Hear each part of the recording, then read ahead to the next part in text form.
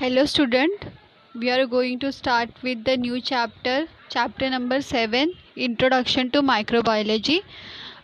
मैंने 5th और 6th chapter नहीं लिया है क्योंकि मैं चाहती हूँ कि अगर हमारा क्लासेस चालू होगा तो हम सामने उसको स्टडी करेंगे, क्योंकि वो बहुत बड़े चैप्टर्स है और उनको समझना ज़्यादा ज़रूरी है. So I am going to start with this chapter, introduction to microbiology. Okay, तो ये 7th चैप्टर जो है मैं पढ़ा रही हूँ, ये है माइक्रोबायोलॉजी से related. So what is microbiology exactly what microbiology means what कि जो माइक्रो ऑर्गेनिज्म होते हैं, ओके, जो तुम लोग को 9th स्टैंडर्ड में भी हो चुके हैं. माइक्रो ऑर्गेनिज्म जो होते हैं वो बहुत ही छोटे होते हैं, वो हम लोग को दिखते नहीं हैं, वो एयर में, वाटर में, हर जगह प्रेजेंट रहते हैं. ठीक है, सो ऐसे ही कुछ यूज़फुल माइक्रो ऑर्गेनिज्म होते हैं, ठीक है, जिनका यूज़ होता है कोई प्रोडक्ट बनाने के लिए. ठीक है, जैसे फर्मेंटेशन. अभी हम लोग कोई भी चीज़, दूध रखते वो दही बनाते, तो कैसे वो दही में, दूध में ऐसा क्या होता है कि वो दही बन जाता है. तो ऐसे ऐसे चीज़ जो है वो माइक्रोब की वजह से होता है.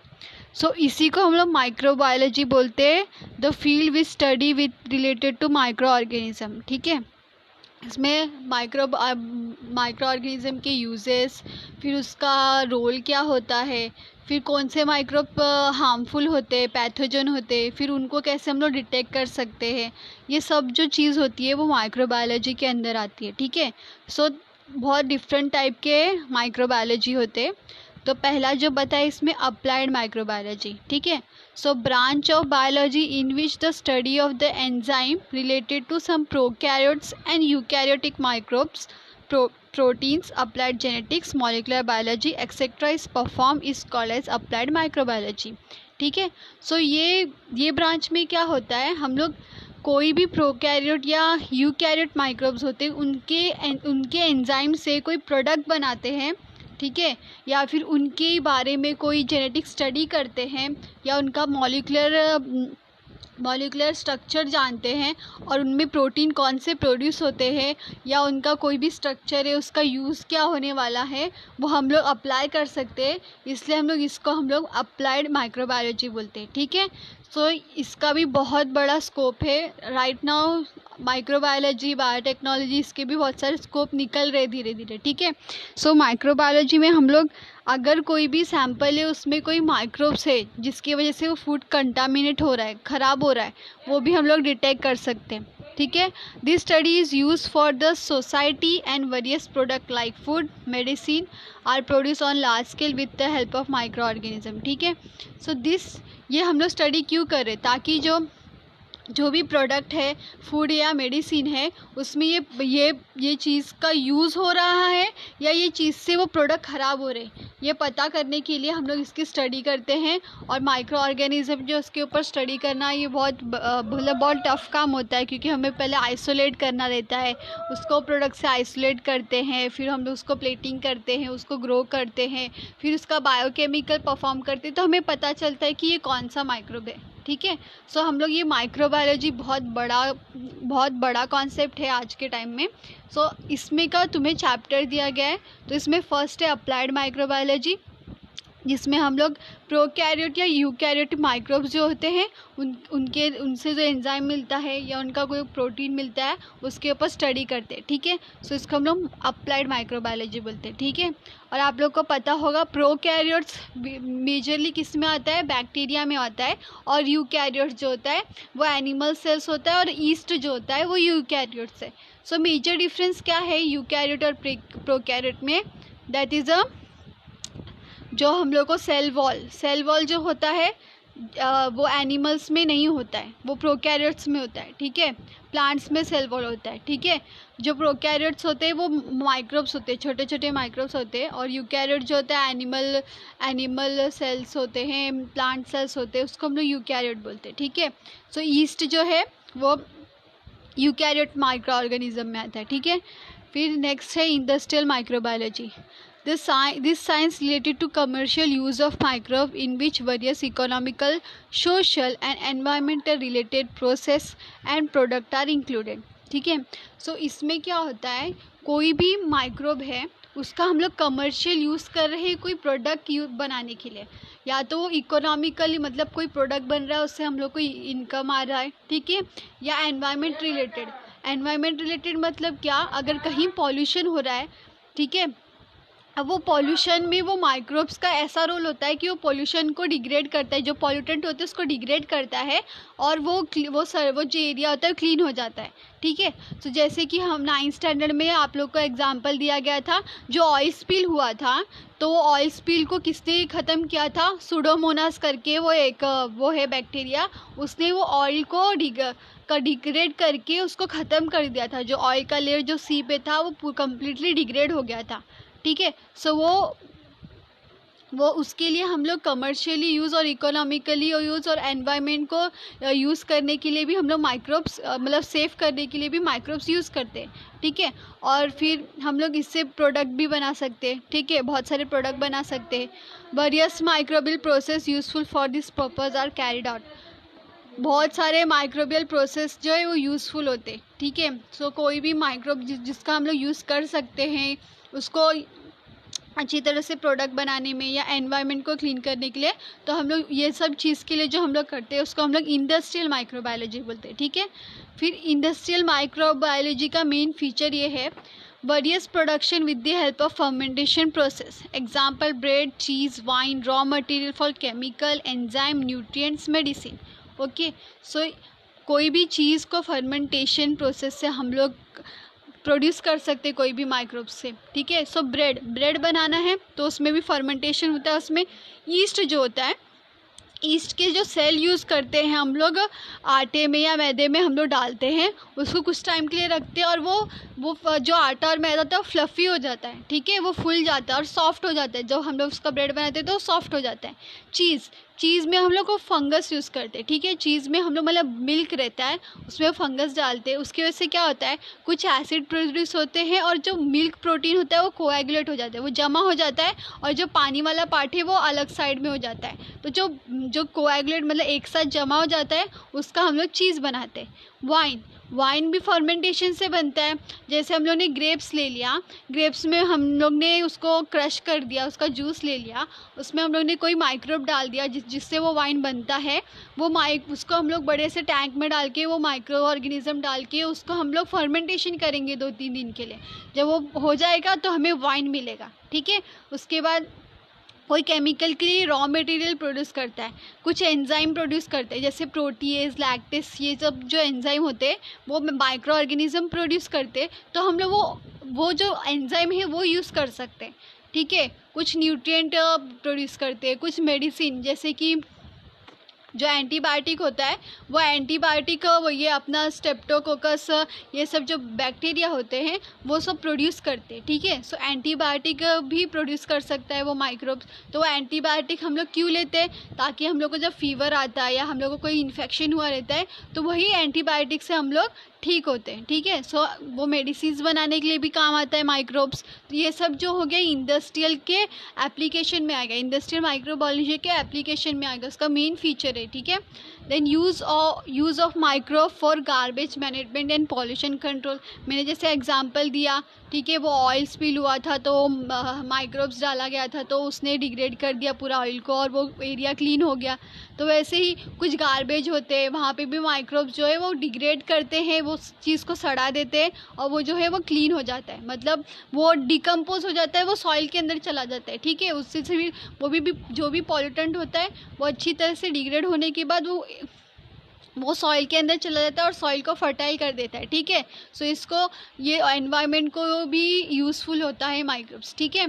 सो ये इंडस्ट्रियल माइक्रोबायोलॉजी में आ गया, ठीक है। नेक्स्ट हम लोग पढ़ने वाले हैं प्रोडक्ट्स, ठीक है। सो सबसे पहला होता है डेयरी प्रोडक्ट। तो डेयरी प्रोडक्ट क्या, हमारे एशियन टाइम से मिल्क से बहुत सारे प्रोडक्ट बनाए जाते हैं, ठीक है। तो जैसे चीज़, बटर, क्रीम, केफिर, योगर्ट, ये सब जो है वो प्रोडक्ट बनाए जाते हैं। सो ठीक है, water content and acidity of the milk changes during the formation of this product, ठीक है। And texture, taste, flavour is also improve, ठीक है। तो फिर अभी जो भी हम लोग मिल्क बनाते हैं उसमें क्या होता है, जो भी मिल्क है उसके अंदर एसिडिटी ऐसा प्रोड्यूस हो जाता है, मिल्क का कंपोजिशन चेंज हो जाता है, ठीक है। उसका वो प्रोडक्ट जब बनता है तो उसका टेस्ट चेंज हो जाता है, टेक्सचर चेंज होता है, फ्लेवर चेंज होता है। जैसे दही नॉर्मल मिल्क के साथ खट्टा नहीं लगता है, पर वो दही बनने के बाद उसका टेक्सचर सॉलिड फॉर्म में हो जाता है, उसका फिर उसका शेप जो होता है वो मतलब उसका जो थिकनेस रहता है वो हार्ड हो जाता है थोड़ा सा, ठीक है, क्रीमी हो जाता है, ठीक है, और उसका फ्लेवर भी खट्टा हमें लगता है, टेस्ट भी जो है उसका खट्टा लगता है हमें, तो वो सब चीज़ जो है वो चेंज हो जाता है, ठीक है। सो डेयरी प्रोडक्ट में जो भी हम लोग बटर क्रीम जो रहता है उसका फ्लेवर वगैरह सब चेंज हो जाता है, ठीक है। This process are perform on large scale with more skill for production of most of the milk product. Bacteria in milk itself are used, only cheese is produced with the help of fungi, ठीक है। सो ये product जो है आजकल बहुत large scale पे होता है, बनता है, तो इसको हम लोग लार्ज स्केल पे करते तो प्रॉपर मैनेजमेंट के साथ किया जाता है और बैक्टीरिया यूज़ किया जाता है ये सब प्रोडक्ट बनाने के लिए, बस चीज़ बनाने के लिए कोई फंगस यूज़ किया जाता है, ठीक है। सो बेसिक प्रोसेस क्या है प्रोडक्शन का, मतलब कोई भी चीज़ का बनाने के लिए, तो basic process for production of yogurt, cheese, cream is same, ये तीनों के लिए सेम है। सो मिल्क जो है वो पास्चराइज हो जाता है at the beginning to destroy unwanted microbe. जो पास्चराइजेशन मतलब क्या, हाई टेम्परेचर पे, एकदम हाई टेम्परेचर पे कुछ समय के लिए मिल्क को ना रखते, 30 सेकेंड 1 मिनट के लिए रखते, ताकि मिल्क के अंदर जो भी माइक्रो ऑर्गेनिज्म है, जो पैथोजन है, वो मर जाए। जैसे हम लोग दूध को गर्म करते, ठीक है, सो ऐसे वो मर जाते हैं। फिर अभी हम लोग को फर्मेंटेशन करना है, तो हम लोग खुद से वो बैक्टीरिया उस मिल्क में डालेंगे, जैसे लैक्टोबैसिलाई, ठीक है। सो लैक्टोबैसिलाई क्या करता है, वो एक बैक्टीरिया है, वो क्या करेगा, लैक्टो शुगर जो मिल्क में प्रोड्यूस रहता है वो कन्वर्ट हो जाता है लैक्टिक एसिड बैक्टीरिया में, ठीक है। जो लैक्टो शुगर होता है मिल्क में वो कन्वर्ट हो जाता है लैक्टिक एसिड में, ठीक है। तो अभी ये लैक्टिक एसिड क्या करता है, जितने भी प्रोटीन जो रहते हैं मिल्क में, जो जितने भी मिल्क में जो प्रोटीन रहते हैं उसको जमा कर देता है। कोएगुलेट मतलब जमा कर देना, तो जमा कर देता है। लैक्टिक एसिड जो रहता है वो मिल्क में जो प्रोटीन होता है उसको जमा कर देता है। फिर जो भी बिसाइड दिस जो कंपाउंड हम लोग टेस्ट और फ्लेवर जो रहता है वो भी चेंज हो जाता है। अगर हम लोग को टेस्ट और फ्लेवर डालना है तो हम लोग डायासीटाइल करके है जो बटर का फ्लेवर देता है, तो हम लोग वो ऐड कर देते हैं, ठीक है। सो ऐसे लार्ज स्केल पे जो होता है वो प्रोड्यूस करते। तो ये जो हम लोग ने फर्स्ट पढ़ा वो डेयरी प्रोडक्ट जो है उसका क्या यूज़ होता है, ठीक है।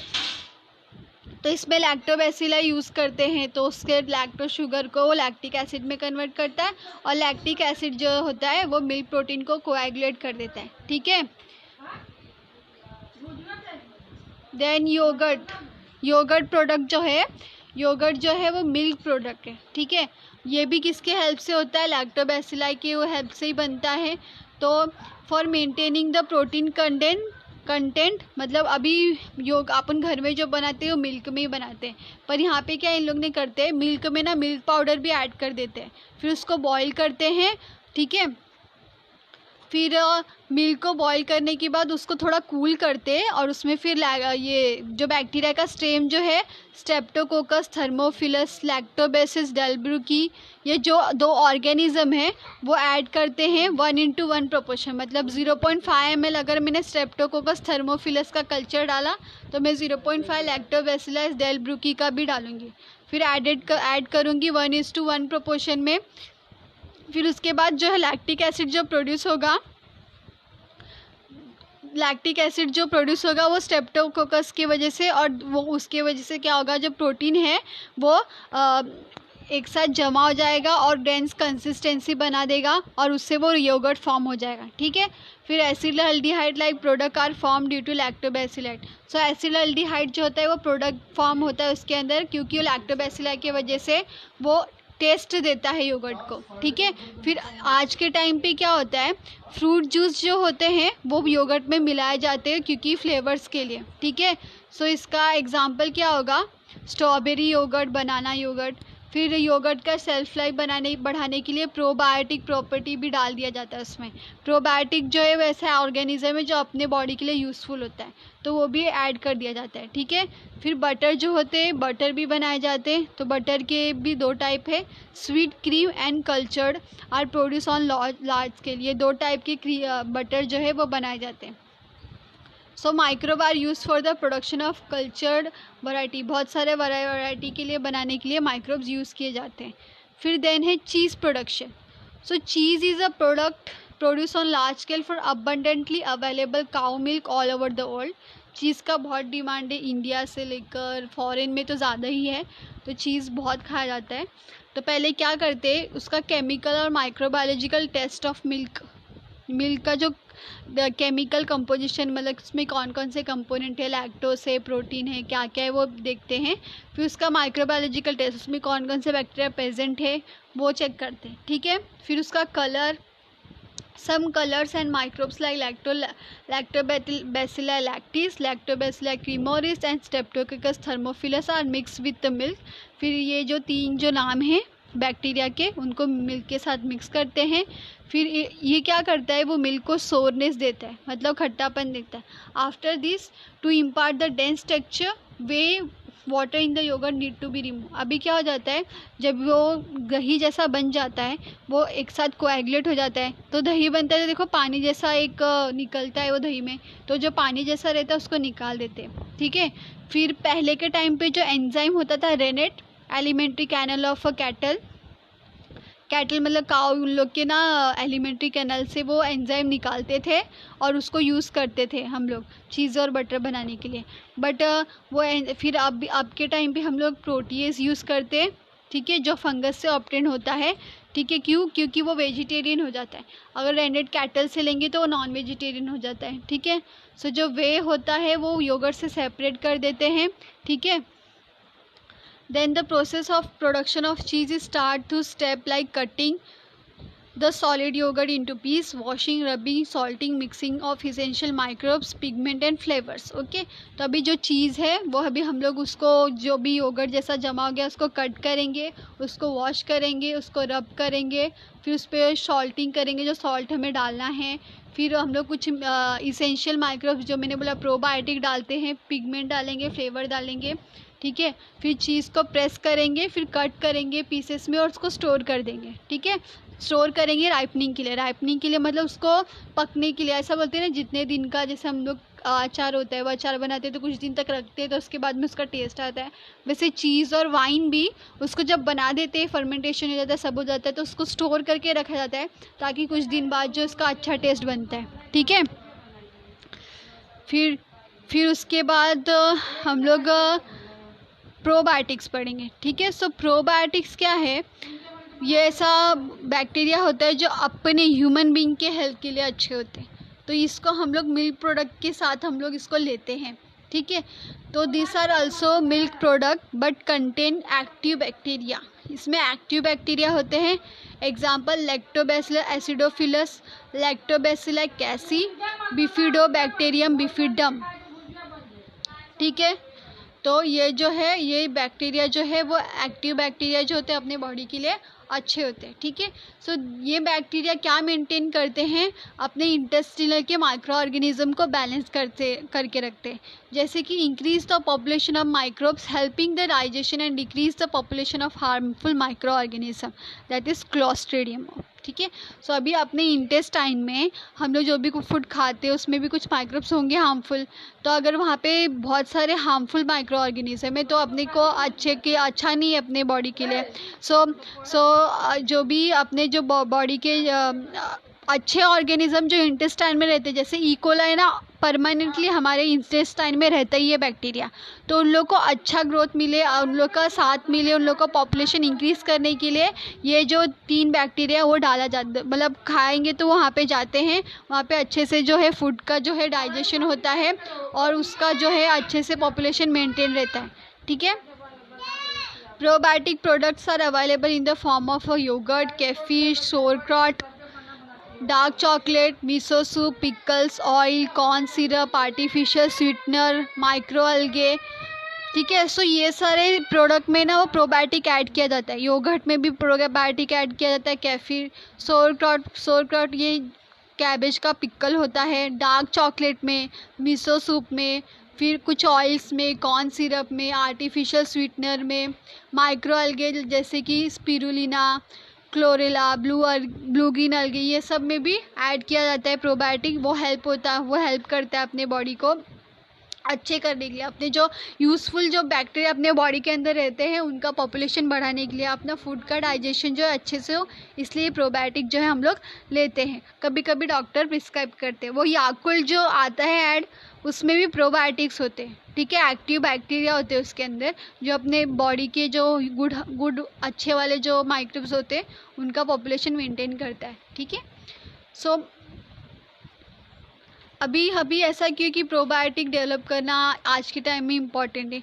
क्योंकि this product form the colony of useful microbes in alimentary canal and control other microbes and their metabolic activity, improve resistance, lower the ill effect of harmful substance formed during metabolic activity.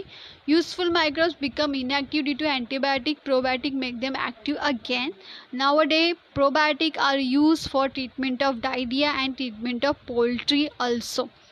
मतलब क्या, अब ये probiotic ज़रूरी क्यों है आज के time पे? आज के टाइम पे हम लोग बाहर का बहुत चीज़ खा लेते हैं, उससे जो हार्मफुल बैक्टीरिया है वो अपने बॉडी के अंदर ग्रो होने लग जाते हैं, ठीक है। तो अगर हम लोग प्रोबायोटिक लेंगे तो हमारे मेटाबॉलिक एक्टिविटी जो भी है, बॉडी का डाइजेशन अच्छे से होगा, ठीक है।